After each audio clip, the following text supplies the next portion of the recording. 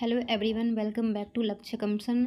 दोस्तों, आज के इस वीडियो में हम पढ़ेंगे Eritrea current concept 70 BPSC PT prelims के लिए इम्पॉर्टेंट है ये। आज हम पढ़ेंगे 1 से 15 फरवरी 2024 का करंट अफेयर्स डिटेल्स में। करंट कंसेप्ट को पढ़ेंगे। श्रीलंका और मॉरिशस में यूपीआई भुगतान सेवाएं लॉन्च। हाल ही में भारत की यूनिफाइड पेमेंट इंटरफेस सेवाएं श्रीलंका और मॉरिशस में शुरू की गई है। इस पहल का उद्देश्य तीनों देशों के नागरिकों के बीच वित्तीय एकीकरण को गहरा करना और डिजिटल भुगतान की सुविधा प्रदान करना है। इसका महत्व। Digital connectivity. यह पहल द्विपक्षीय वित्तीय और डिजिटल कनेक्टिविटी को मजबूत करता है। पर्यटन सुविधा। यह प्रयास श्रीलंका और मॉरिशस की यात्रा करने वाले भारतीय नागरिकों के साथ भारत की यात्रा करने वाले मॉरिशस के नागरिकों के लिए यूपीआई निपटान सेवाओं की उपलब्धता को सक्षम बनाता है। वैश्विक स्वीकार्यता। बढ़ती वैश्विक स्वीकार्यता के साथ श्रीलंका और मॉरिशस में यूपीआई विस्तार भारत के बढ़ते वैश्विक प्रभाव को प्रदर्शित करता है। ग्लोबल साउथ एवं पड़ोसी प्रथम। यह पहल ग्लोबल साउथ में विकास को बढ़ावा देगा तथा पड़ोसी प्रथम की नीति को मूर्त रूप प्रदान करती है। यूपीआई भुगतान सेवाएं के बारे में। यूपीआई एक त्वरित वास्तविक समय भुगतान प्रणाली है जो एक ही मोबाइल एप्लीकेशन में कई बैंक खातों को सुविधा प्रदान करती है। एकीकृत भुगतान इंटरफेस का उपयोग करके सरल, आसान और त्वरित लेनदेन सक्षम बनाता है। इसे भारत के राष्ट्रीय भुगतान निगम एनपीसीआई के द्वारा विकसित किया गया तथा इसे वर्ष 2016 में लॉन्च किया गया था। UAE, France, Mauritius, Sri Lanka, Singapore, Bhutan और नेपाल में यूपीआई भुगतान स्वीकार किया जाता है।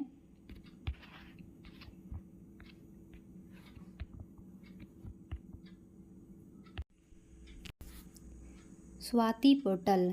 भारत सरकार के प्रधान वैज्ञानिक सलाहकार अजय कुमार सूद ने विज्ञान में महिलाओं और लड़कियों के अंतर्राष्ट्रीय दिवस 11 फरवरी के अवसर पर महिलाओं के लिए विज्ञान एवं प्रौद्योगिकी और नवाचार स्वाति पोर्टल लॉन्च किया है।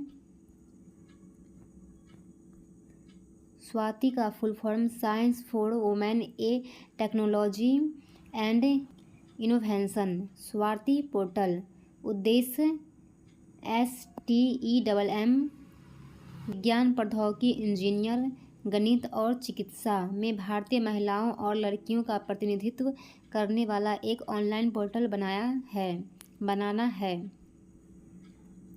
निर्माण। इसे national institute of plant genome research NIPGR नई दिल्ली द्वारा विकसित एवं रखरखाव किया जाता है।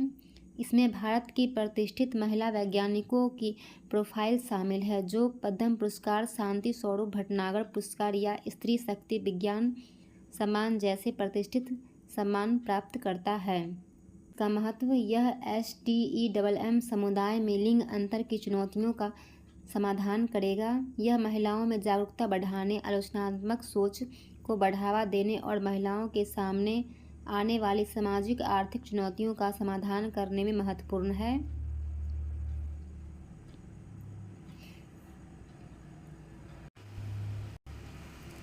यह युवा महिलाओं और लड़कियों को वैज्ञानिक क्षेत्रों में शिक्षा और करियर बनाने के लिए प्रेरित और प्रोत्साहित करेगा और नेतृत्व क्षमता पर विकसित करने में सकारात्मक भूमिका निभा सकेगा। जिगर ठंडा। हाल ही में भारतीय भौगोलिक संस्थान कानपुर ने भारत की पहली हाइपर वेलोसिटी विस्तार सुरंग परीक्षण सुविधा की सफलतापूर्वक स्थापना एवं परीक्षण किया है। यह आत्मनिर्भर की दिशा में एक बड़ा कदम है। इसका मुख्य बिंदु। सुविधा के विकास को 2018 में 4.5 करोड़ की राशि के साथ विज्ञान और प्रौद्योगिकी विभाग DST के फंड द्वारा समर्थित किया गया था।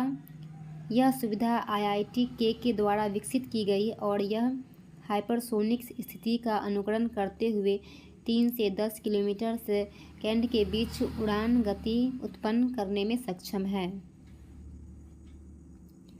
S2 उपनाम जिगर ठंडा एक 24 मीटर लंबी सुविधा है। यह भारत की पहली हाइपर वेलोसिटी विस्तार सुरंग परीक्षण सुविधा है।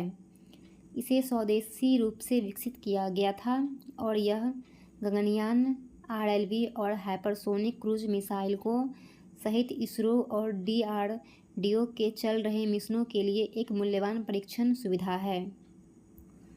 तकनीकी विशेषताएं।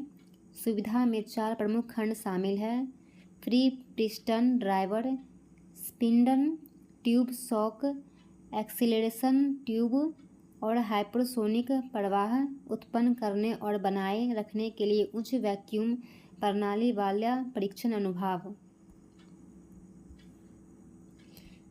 इसका महत्व। भारत में हाइपरसोनिक परीक्षण सुविधा के कार्यान्वयन से अधिक एरोस्पेस इंजीनियरों और शोधकर्ताओं को हाइपरसोनिक अनुसंधान करने में मदद मिलेगी। सुविधा में उत्पन्न गतिविधियों और डेटा मौजूदा वाहनों के साथ साथ भविष्य की रक्षा और अंतरिक्ष मिशनों के अनुकूल के लिए एक इनपुट के रूप में काम करेंगे। ऐसी सुविधा की स्थापना से भारत को उन्नत प्रायोगिक हाइपरसोनिक अनुसंधान के लिए विश्व स्तर पर स्थान मिलेगा।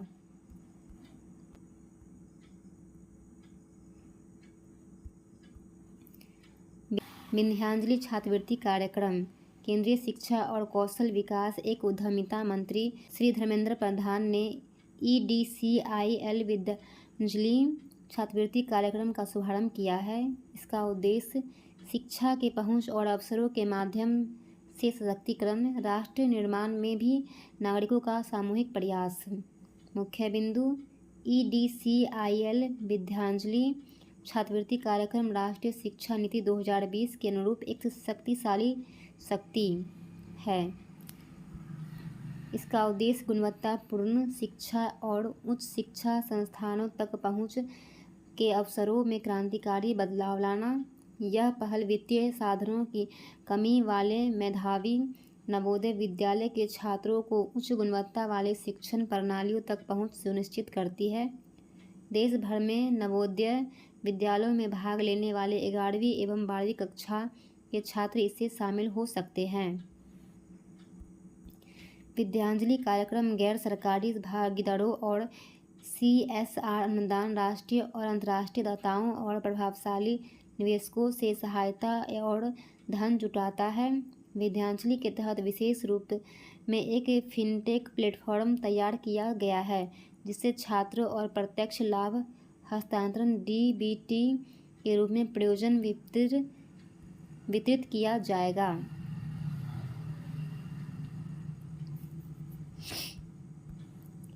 Note. EDCLI educational consultants India limited. यह आयोजन देश में शैक्षणिक समावेशिता और सामाजिक आर्थिक उत्थान को बढ़ावा देने में सरकार के प्रयासों को मजबूत करेगा।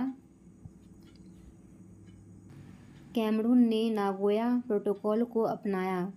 हाल ही में मध्य अफ्रीका देश कैमरून ने अपनी समृद्ध जैव विविधता में लाभ उठाने के लिए नागोया प्रोटोकॉल को अपनाया है।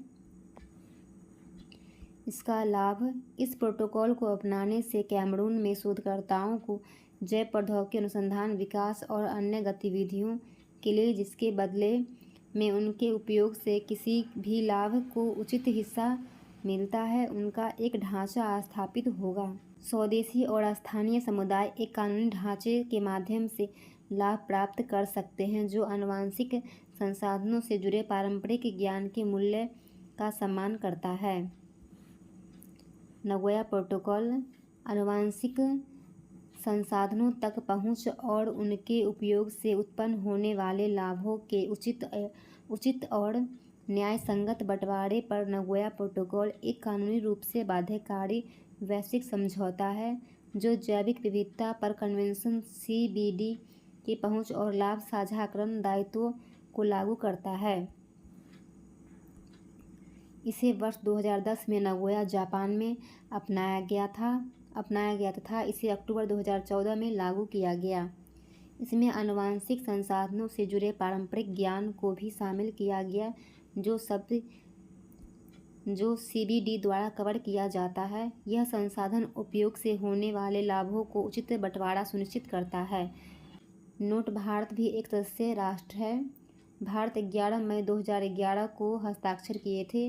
अक्टूबर 2012 में इसका अनुसमर्थन किया। जैविक विविधता पर कन्वेंशन उद्देश्य मुख्य 3 उद्देश्य हैं।